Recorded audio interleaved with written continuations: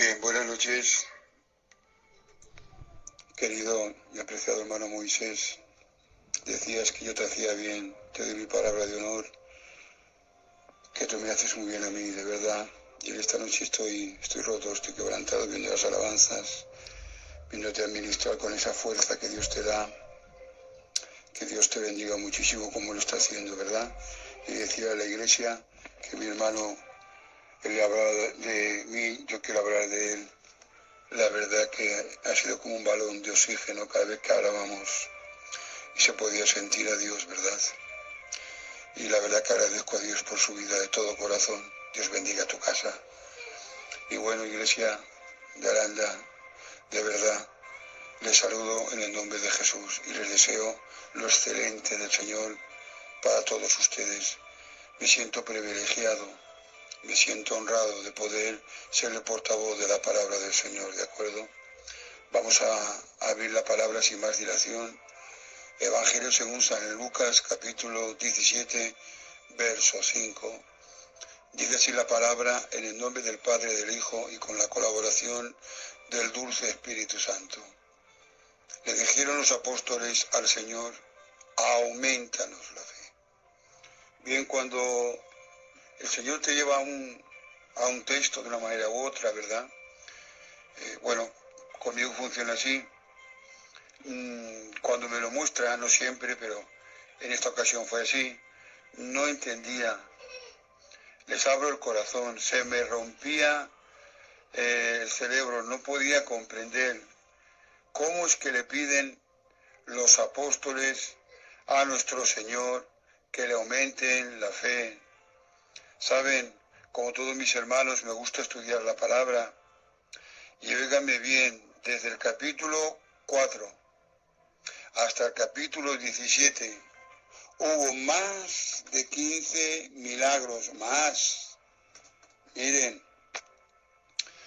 la sanación de un hombre en Capernaum, la sanación de la suegra de Pedro, sana a muchos enfermos al atardecer, la pesca milagrosa, un hombre leproso, sanación de un paralítico, sana al hombre de la mano seca, resucita al hijo de la viuda de Naín, calma la tormenta, sana al hombre de Generexa, sana a la mujer con flujo de sangre, la alimentación de los 5.000, la liberación de un muchacho endemoniado, la sanidad de la mujer encorvada con un espíritu de enfermedad, la sanidad de un hombre hidrópico y la sanidad y la limpieza de 10 leprosos.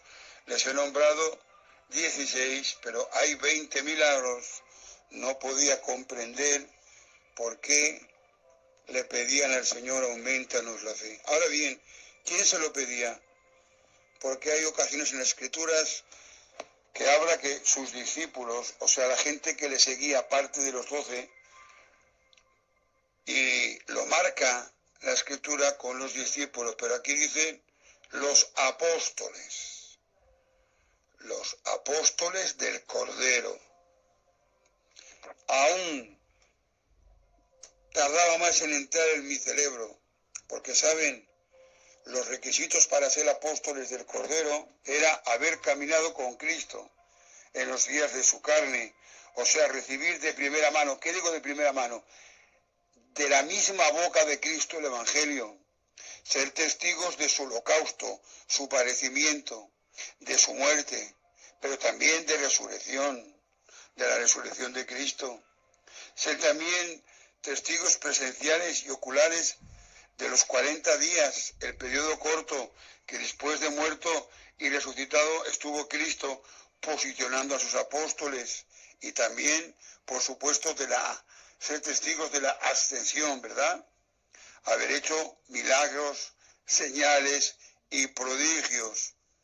Y yo entre mí adentro decía, tengo 56 años, llevo desde los 17, y digo verdad en Cristo que me está mirando, que alguna vez hemos orado por los enfermos, y alguna vez Dios ha sanado, pero también muchas otras veces, porque así no ha sido su voluntad, hemos orado, y no ha habido sanidad.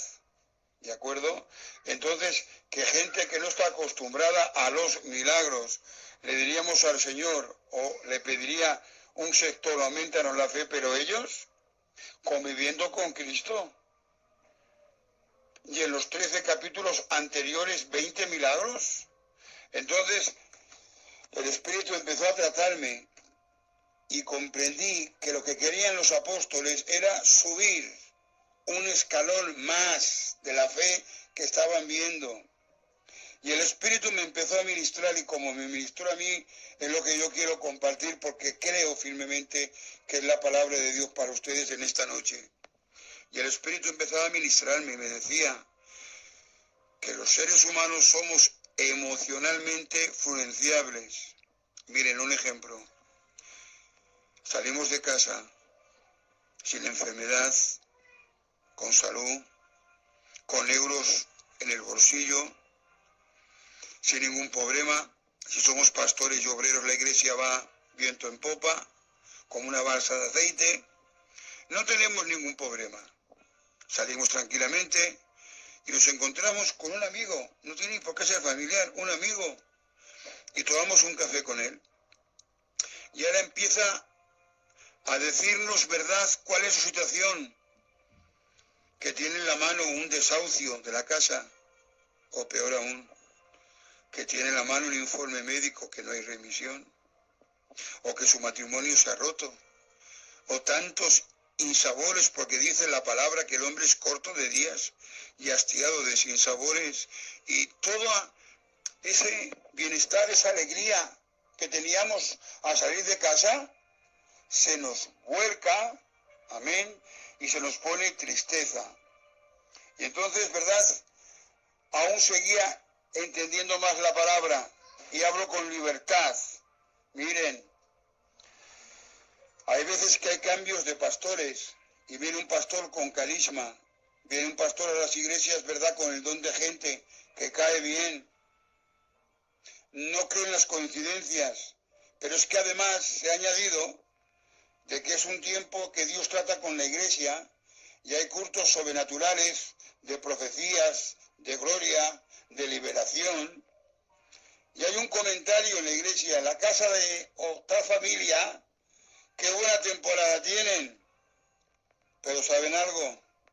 Cuando el pastor termina, porque Dios quita y pone, y cuando no hay esos cultos, ¿verdad?, de tanta profecías, de tanta ministración de espíritu, de tanta gloria, ya no están.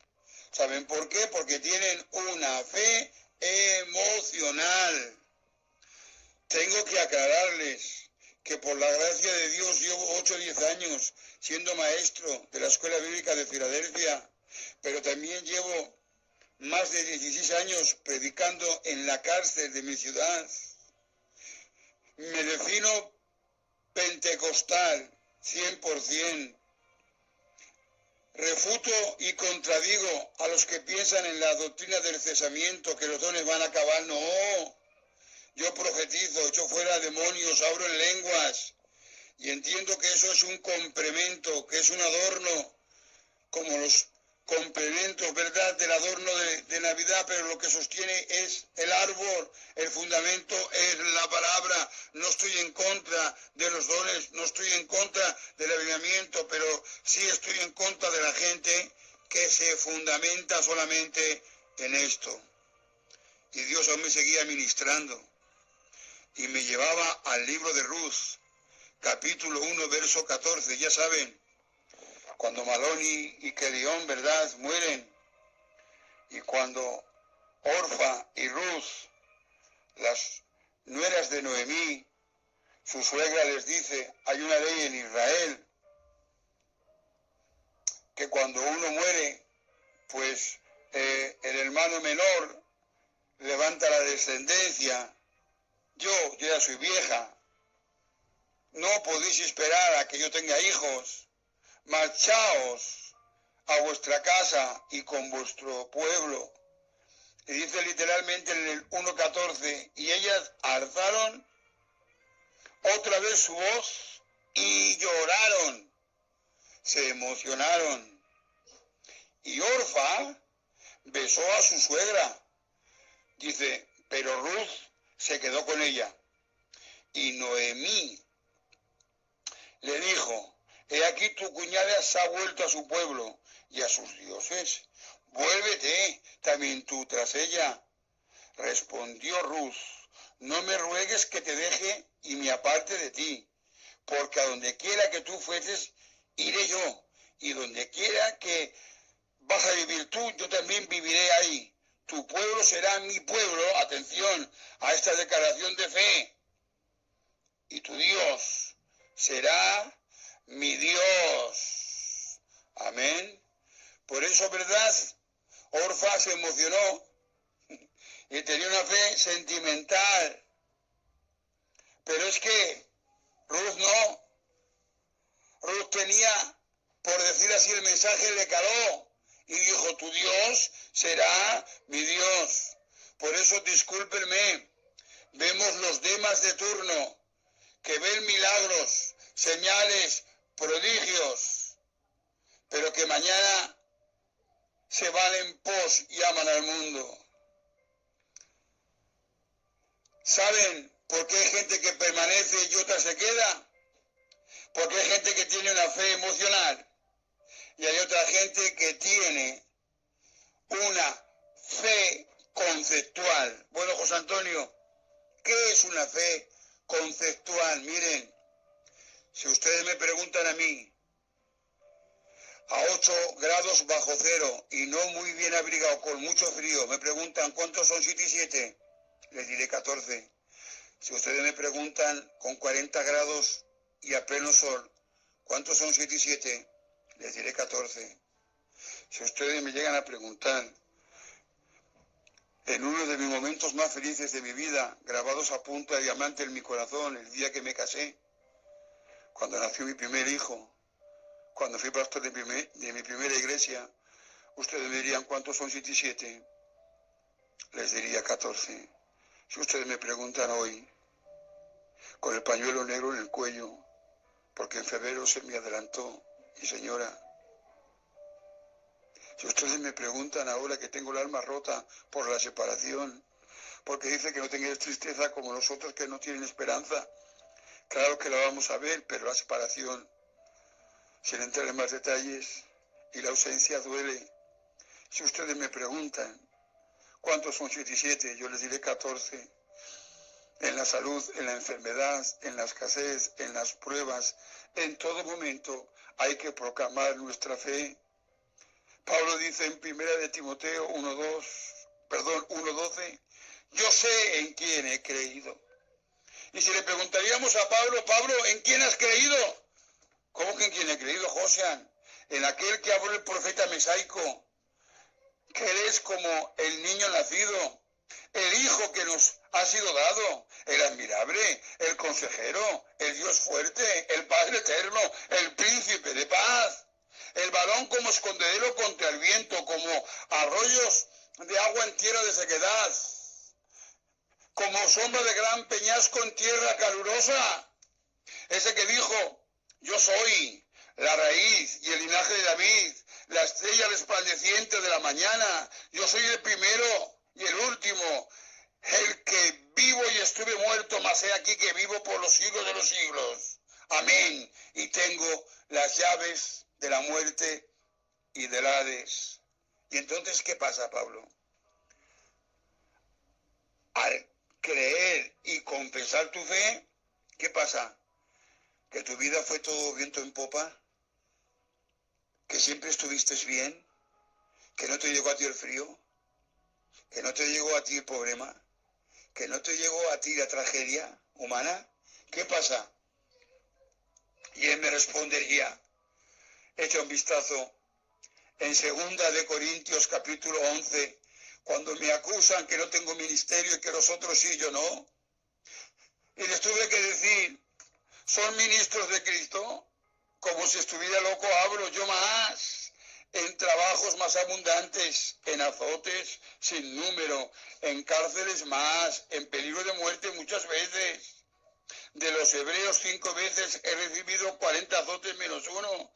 3 veces he sido azotado con varas.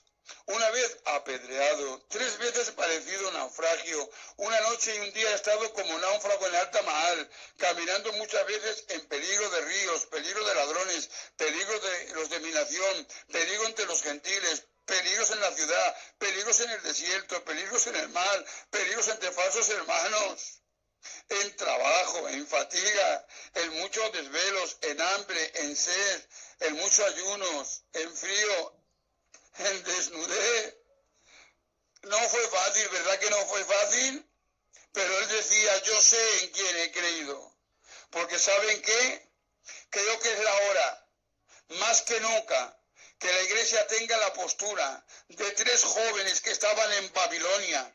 Óiganme bien, sí, en Babilonia, lejos del templo, lejos de sus líderes, de los sacerdotes, porque Daniel ahí no estaba, en ese momento.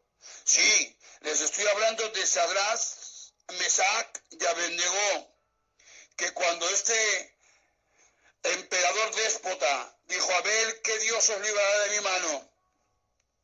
Le contestaron, el Dios que tenemos y al cual servimos nos puede librar de tu mano y nos va a librar, pero si no, sepas que no nos doblegaremos. Si Dios sana, gloria a su nombre. Que Dios hace la obra como esperamos nosotros, gloria a su nombre. Pero si no lo hace, también gloria a su nombre. No nos vamos a doblegar, no nos vamos a rebelar, no vamos a dejar de tener nuestra fe. Y si nos postramos, sí, que puede ser que nos postremos, pero imitando la postura de Job, que cuando tuvo 10 pañuelos, no uno, señores, 10 pañuelos de sus 7 hijos y sus 3 hijas en el cuello, dice que se postró ¿para qué? Para adorar. Porque Pablo tenía una fe conceptual en todo momento. Bueno, muy bien, Pablo, pero igual, en algún momento de tu vida, y ahora Pablo me diría, Josian, por favor, lee 2 de Timoteo 4:7. ¿Ah? ¿Vale? ¿Y dónde estabas cuando escribiste 2 de Timoteo? ¿Que dónde estaba? Mira, Josian, en mi primer encarcelamiento estuve en una casa custodiada, donde podía predicar el Evangelio por 2 años, porque me acusaron de ir en contra de las enseñanzas de mi nación, pero apelé a mi ciudadanía romana y me permitieron esto, pero ahora no. Ahora Nerón incendió Roma para hacer una poesía y me acusó a mí. Bueno, ¿y dónde estás? En la Marmetina. ¿Y qué es la Marmetina? Es una cárcel subterránea donde meten a los terroristas que van en contra de Roma, con cadenas, con el agua residual hasta la cintura. Bueno, vale, ya sé dónde estás. ¿Y qué dijiste? Léelo, Josian. 2 de Timoteo 4:7. Sabiendo que voy a ser sacrificado, sabiendo que ya me voy, y estas son mis últimas palabras, esta epístola, que significa envío, este envío de corazón a mi hijo Timoteo. Bueno, ¿y qué le dices? Léelo, Josian. He peleado la buena batalla. Perdónenme, machote, valiente, paladín, coloso del Evangelio. Venga, la segunda frase. He acabado la carrera. ¡Qué fondo! ¡Qué entrenamiento! No dejaste de correr, no dejaste de andar, no dejaste de estar ahí ni un segundo, ¿vale? Pero es que la tercera, iglesia, perdónenme, me rompe. Dice, he guardado la fe. ¿Me oyes bien, Josian? Me van a decapitar, que hagan conmigo lo que quiera. Yo sé quién he creído. He guardado mi fe en todo momento. Y cuando ha llegado el momento de partir, este legado escritural y testimonial pasará a las siguientes generaciones. Que pase lo que pase, podemos guardar nuestra fe. Pero es que el Señor aún me seguía ministrando más. y me llevaba a dos textos, Santiago 2:26, porque como el cuerpo sin espíritu está muerto, así también la fe sin obras está muerta. Bueno, y el segundo texto, Efesios 2:8, porque por gracia sois salvos, por medio de la fe, y esto no es de vosotros, pues es don de Dios. Y dijo, entre mí parece que se contradicen, hasta que entrando en la escritura el Espíritu me dijo, no se contradicen, sino que tienes que mirarlo por donde empiezan cada uno de los dos, su punto de partida.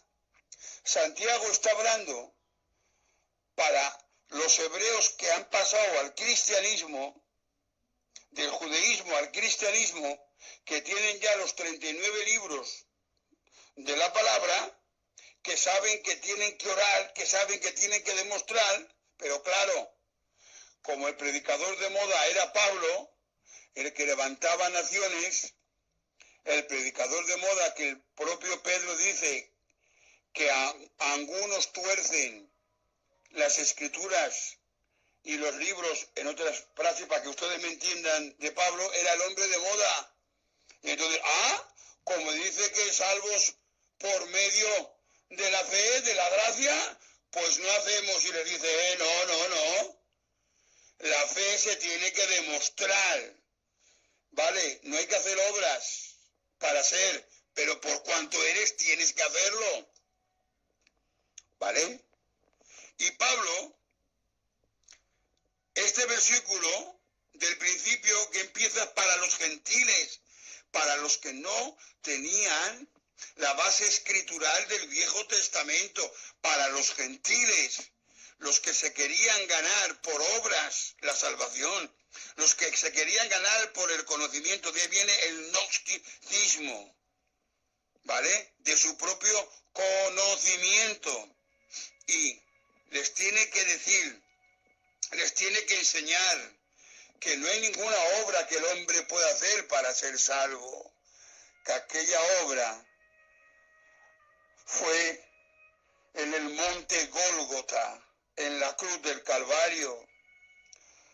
Y alguno igual me está escuchando y dice, Josian, escúchame, que yo soy muy ético y muy formal, que Dios le bendiga y multiplique su formalidad y su ética que nos hace falta.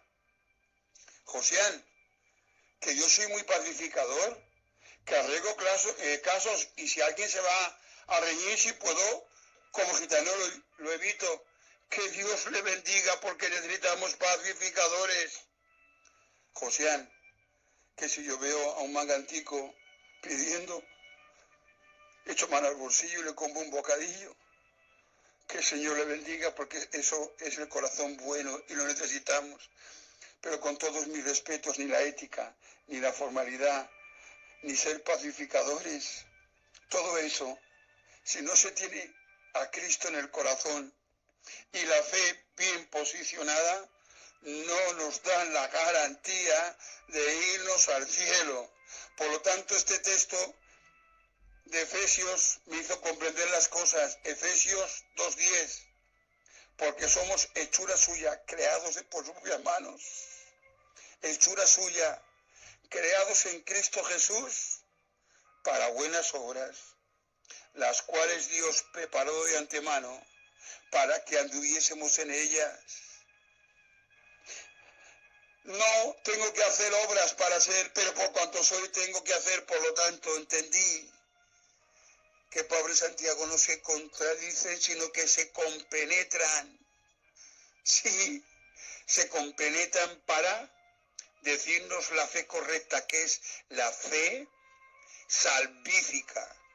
La fe salvífica es la que lleva implícita la obediencia y la que lleva implícita la vida. La vida no se puede detener. Perdónenme, le estoy predicando con mucha libertad y confianza, porque así es verdad, el hermano Moisés, y ustedes me han hecho entender. Miren, cuando una mujer concibe y está en estado de buena esperanza, y ella igual es joven y por lo que sea, pues quiere lucir la ropica, y luego pues se pone blusas anchas, pero por mucho que quiera disimular se le va a notar, porque a la vida no hay quien la retenga, y la vida se va a manifestar. Por lo tanto, el que tiene la fe salvífica se va a notar, va a obrar porque está vivo. Se va a exteriorizar lo que se ha producido interior, los frutos del Espíritu: gozo, paz, paciencia, benignidad, templanza. Amén. Y no solamente eso, sino que también lleva implícita la obediencia. Amén. Y escuchen, yo no estoy diciendo que nunca, aunque tenga la fe salvífica como ustedes, nunca he tropezado y he caído. No, no me malinterpreten. Yo siempre no he estado recíproco con Dios, he tropezado, he caído. Pero escuchen, cuando he tropezado y he caído, ha habido un amargor por mis entrañas. Y no por el temor a que me va a borrar ahora y mañana me pone, que no, porque el perfecto amor echa fuera el temor, que no hablo de eso. Hablo, verdad, de defraudar, de no tener una actitud recíproca con Dios. Duele, porque a veces, yo lo digo por esta zona, pero por la mía se ha dicho, y le ha hecho mucho énfasis: Dios contaba con tu caída, Perfecto, porque Dios es omnisciente. No puedo refutar eso, pero termina de explicarlo bien, por favor. Dios contaba con tu caída, pero también contaba con nuestro arrepentimiento, porque Cristo no es ministro de pecado, sino abogado de arrepentimiento. Por eso, cuando alguien, ¿verdad?, que ama a Dios, cuando alguien que tiene la vida de Dios, que tiene esta fe salvífica, tropezamos, viene este amargor, viene este metallón a cambio de mente de corazón, lloramos, ¿saben nuestros lagrimales? Y entonces la sangre de Cristo nos restaura y nos repone en el nombre poderoso de Jesús. Fe salvífica.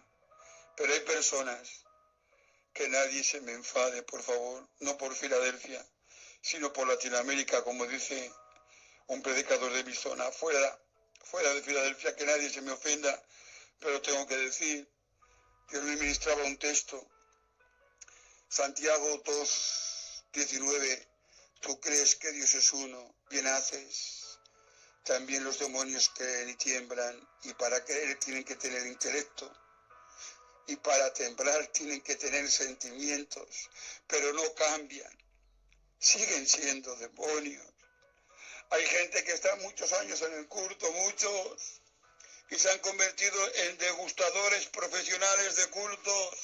Saben cuando el predicador tiene buena tarde, cuando está ungido, cuando el coro está bien. Son profesionales de tanto que han venido, de tanto que han escuchado, pero salen a la calle, vuelvo a repetir, por Latinoamérica, iglesia, nadie se me enfade ni se me moleste, por favor, pero no cambian. Siguen siendo los mismos y las mismas, siguen maldiciendo, siguen haciendo lo que no está bien, porque aunque creen, tienen una fe religiosa y no salvífica. Por eso Pablo dice, debiendo ser maduros, y os tenía que dar a comer y a beber viandas, comidas sólidas, os tengo que dar leche, decía el apóstol Pablo, como a carnales. Y cuando hablo de carnales no hablo de pecadores, no, porque la palabra carnal es niño en Cristo, porque no han crecido, porque no han tenido una fe salvífica, sino religiosa. El Espíritu Santo nos ayude en el nombre poderoso de Jesús. Amén. A tener la fe correcta. Me seguía ministrando el Espíritu y me hacía entender que hay gente. Si tú le preguntas a alguien, me decía, verdad, en mi interior, explica tu fe, posiblemente te encontrarías como la anécdota de aquella niña que le dijeron, a ver, explícanos, a ver cómo defines tú tu fe. a ver, ¿cómo explicas? Y le pidieron que explicaría su fe. Y esta niña respondió y le dijo, la fe es creer algo que usted sabe que no es así, pero lo cree. Escúchenme bien, hay gente que dice que la fe es como dar un salto a la oscuridad, como aventurarse en algo incierto, en una especie de aventura y de riesgo. Y yo digo que la Biblia nos dice que la fe es la certeza, estar seguro. Y para tener seguridad de algo hay que conocerlo, ¿de acuerdo? La certeza de lo que se espera, la convicción, estoy convencido de lo que no se ve. Esto nos está identificando que nuestra fe no es ilógica, sino que se apoya en un fundamento sólido, que es la palabra de Dios. Y en Hebreos 11:3 dice, por la fe entendemos, han visto es que la fe nos trae entendimiento, por la fe entendemos haber sido constituido el universo por la palabra de Dios, de modo que lo que se ve fue hecho por lo que no se veía. El mundo secular se vuelve loco, que si la teoría del Big Bang, que si la teoría de la evolución, y nosotros, sin muchos estudios, comprendemos y entendemos por medio de la palabra, por medio de la fe, quién ha hecho el universo y de qué manera. Y ha sido Dios, porque nuestra fe no es una fe ilógica ni incomprensible. Nuestra fe tiene un fundamento y creemos en la palabra del Señor. Y el Señor me seguía ministrando. 1 Timoteo 4:6. Si esto enseñas a los hermanos, serás un buen ministro de Jesucristo, nutrido con las palabras de fe y la buena doctrina que has seguido. Miren, cuando dice nutrido, está hablando, ¿verdad?, de la alimentación del cuerpo, porque ustedes saben, ¿verdad?, en vez de hablar en griego, ni usar más raíces hipnóticas ni nada, simplificándolo, nosotros, ¿verdad?, quemamos pues calorías y otros ingredientes del cuerpo al hacer ejercicio, al trabajar, y necesitan ser repuestos por medio de una comida, una alimentación adecuada y una hidratación, beber líquidos, ¿verdad?, adecuado. Y de la misma manera que el cuerpo físico necesita nutrición adecuada para mantenerse día tras día, asimismo la mente y el espíritu del creyente necesita el alimento, pero el alimento por excelencia que nutre la mente y el espíritu para hacerlos crecer y reponerlos en la palabra de Dios. Discúlpenme, la fe viene por el oír, pero ¿qué? El oír la palabra de Dios. Hay mucha gente que hace su interpretación propia y eso no es palabra de Dios. Hay mucha gente que, perdónenme por la expresión, no en Filadelfia, por otros sitios, que repite lo que ha escuchado como el lorito. Esto no es palabra de Dios. Palabra de Dios, amén, es que aunque no seamos teólogos, que dependamos del Espíritu Santo, que leamos la palabra, y que el Señor nos indique en una correcta doctrina de la palabra, y ahí es cuando Dios alimenta, ahí es cuando Dios nutre, ahí es cuando Dios fortalece, ahí es cuando Dios sustenta, porque dice, no solo de pan vivirá el hombre, sino de toda palabra que brota, que sale de la boca de Dios. Y para no serles muy pesado, que ya llevo 34 minutos y no quiero darle la noche, de verdad que no. Quiero terminar como he empezado. Señor, yo por mi parte quiero subir un escalón más. Y no quiero tener una fe emocional, sino conceptual. No quiero tener una fe religiosa, sino una fe salvífica. No quiero tener una fe lógica, sino una fe comprensible, basada en la palabra de Dios. Amén. Y para concluir, es necesario que se lo pidamos porque más que nunca, Iglesia Madre de Aranda del Duero, escúchenme bien, más que nunca yo con ustedes, es el tiempo de guardar nuestra fe y pase lo que pase, decir, yo sé en quién he creído. Y sea que venga el arrebatamiento o que nuestro corazón dé el postrer latido, que dejemos este legado para las siguientes generaciones. Ha vestido de luto, ha tenido problemas, incluso ha pasado hambre, ha tenido enfermedad, pero nunca, aunque ha tenido pocas fuerzas, nunca ha negado la fe, sino que la ha guardado. Moisés, pastor, obreros, moderadores, iglesia, gracias por su atención y un abrazo de todo mi corazón para todos ustedes. Que Dios les siga bendiciendo.